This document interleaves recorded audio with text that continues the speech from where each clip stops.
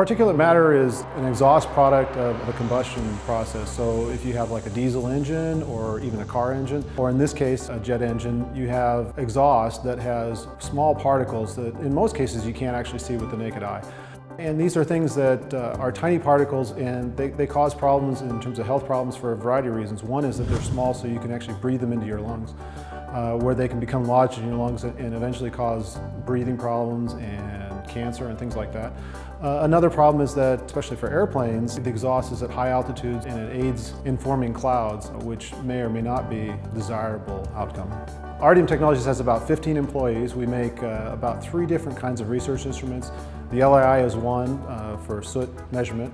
The functionality of the LII, or laser-induced incandescence, is a measurement instrument where we take the exhaust from, in this case, a jet engine, and hit it with a very high power, short pulse laser, and that causes the soot particles in the exhaust to heat up very rapidly, and when I say rapidly, on the order of nanoseconds.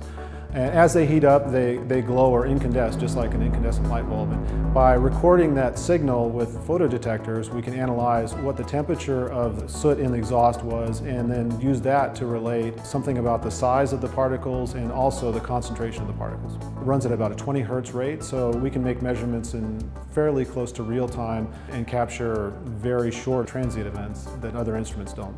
Our product helps the Air Force in the fact that the Department of Defense, of which the Air Force is part, is very concerned about emissions. Emissions lead to global warming, which is a big concern for the Department of Defense. So our product allows the Air Force to analyze jet engines and look at the exhaust products, specifically particulate, and see what they can do to reduce that, which has an effect on global warming.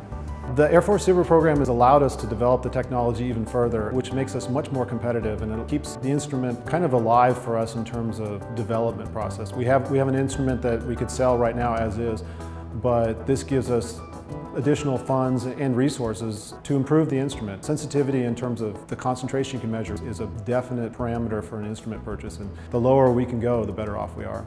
Most of the other products that we make tend to have a commercial aspect to improve commercial products. For example, making better TVs or better paint sprays or better inhalers.